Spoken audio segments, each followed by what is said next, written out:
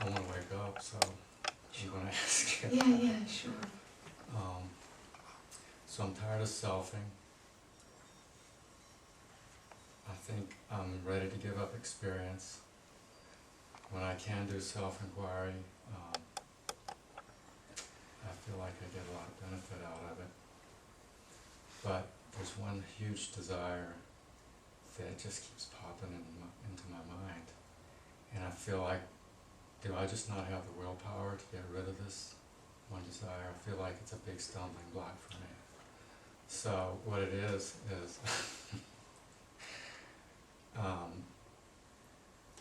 I just don't feel like I've had enough physical pleasure in my life. Yeah. And so I fantasize about Yeah. it. Yeah. And would I rather do self-inquiry, or would I rather fantasize about this beautiful 20-year-old woman I saw on the subway? Yeah. You know? And it's tough because I'd rather fantasize about that. Yeah. And You're not alone in any of this, it's okay. I know. Yeah. So I guess that's my dilemma, is I feel like I don't have the willpower to do the right thing and just try to block these thoughts out of my mind and do self-inquiry. Okay. And so I was wondering if you could give me some advice about that. Yeah. Have you ever just gone off and had loads of sex? I'm not exactly a chick magnet. Yeah. Yeah, okay. And I have very low self-esteem too. So. Okay. Because, this can be a big pot, so I'm just going to cruise around and see what we find, okay? For some people that works. It's just literally, just go and do it. I wish it would work for me. Okay. Yeah. That would be great. Okay, I know somebody who went to Thailand and just...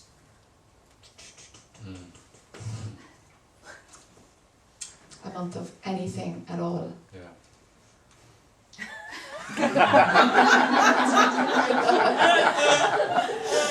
And it got out of the system. That wouldn't work for me. Okay, how do you know? I would have to have a connection with the other person. What about the chick in the subway? I guess it's okay if it's just a fantasy, it's okay. Because then I can fantasize about the connection. I can build a connection within my imagination. Okay. What's more important, sex? The pleasure of sex, or the pleasure of an intimate connection? Think about it now for a second.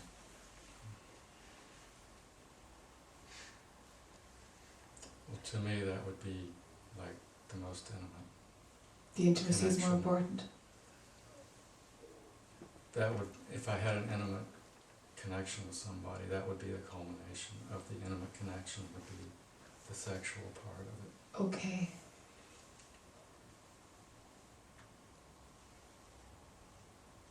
So intimacy, am I right so in saying that intimacy without sex falls short in some way? Or sex without intimacy falls short? Ooh, okay, no wonder it pulls you. Okay, you have two sets of different concepts glued together, so no wonder it's one big solid thing. Yeah, this is why it's tricky. This is why it's tricky. You have two things pulled together, you know? Okay, so first thing we do is split them up. The reason sex is so potent for like about 6 billion people on the planet is that it connects the potential to experience with all of the 5 senses. You've got taste, you've got touch, you've got sight, everything is stimulated, everything. There's sounds, sexual sounds, taste of, what's the other one? Smell. Exactly, that's part of it. We don't even realise that we're smelling something and smell is going, you know? So everything is bombarded. It's this bombardment of the senses like nothing else can do it. Nothing else does that bombardment, unless a drug which just fools all of them. And that's the other pull for some people. So is this going to be such a huge desire for me that it's going to be such an impediment that Not at all. a huge roadblock for my ability to wake up? Not at all, but it might take a while in terms of breaking it down. It's got to be broken down and seeing the layers of, mind has built a fine big obelisk. So we're going to have to just pull apart these pieces to see, well, what's the glue here, But is that more psychological work than, I want the direct path. Okay. Well, you see, this is where we're at. The direct path is self-enquiry. Right. And when the option is there to have a fantasy or a self-enquiry, something goes towards. Right. There's more value. So if you really want to have a direct path, no, we wouldn't be having this conversation. All right. Okay, so we're pulling it apart into two things, right? 5 senses is the thing that is so wonderful about sex. Now, when the 5 senses are pumping, there is this moment of when you forget who you think you are. And that's what's great about an orgasm, is you forget who you think you are. It all gets blown out. So you've got the contrast. You see, the contrast is what we love. That's the real dualistic thing of like, you're totally connected with your body and the other person's body and all this stuff is going on. And then thump, from that intense connection with the physical form, I'm not my body at all, because something goes right out. Do you see? So it's the extreme physical connection with I am not my body at all for a few seconds. And that's it. Okay? Now that's the potency there. Now let it start being broken up. That, start watching the fantasy, for example. That's one thing you can do and say, okay, now I'm running the thought of what touch feels like. I'm not actually touching anybody, and I'm totally enjoying touch. Mind can create it all. Sure. Now, equally, you can touch somebody without those concepts running. You can touch something and nothing derives pleasure from it. Right. Do you see? It's completely dependent on concepts. Do you see? Completely dependent on concepts. But I feel like my ego is in control, I'm not in control. Sure, of course. Okay. Of course, because something has agreed to go into this, that there is value or pleasure or time out, or there's a distraction in this that's juicy. Something in my framework has decided that there's value in the fantasy. Yes. Okay. Yes. Okay. Yes. Yeah. Okay. Help me break it apart. Okay. So that's the sex part. Okay. All right? That's the components of sex. And then intimacy itself is a concept. It's totally one belief system. We are taught to enjoy it and to value it and to treasure it and that it's sacred and all this trashology.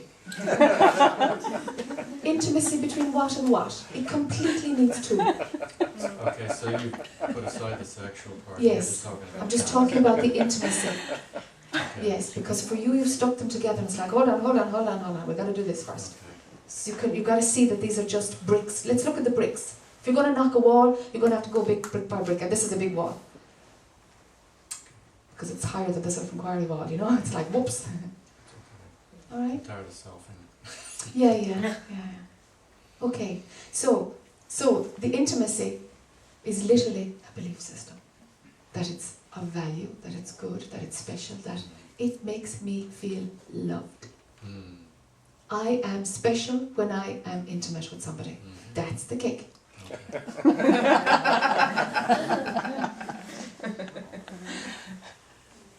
The desire to be special. Well, isn't that what the ego's all about? Yes. But my problem is I'm stuck on intimacy and sexual fantasy. It's all right. That's all right. It's just how the ego has manifested in story for you. Okay. This is where it makes sense to your biological framework. Okay. Okay? This is just your recipe. It's all right. Okay. Okay. So, when you've got an option. When there's fantasy material pops up. Okay?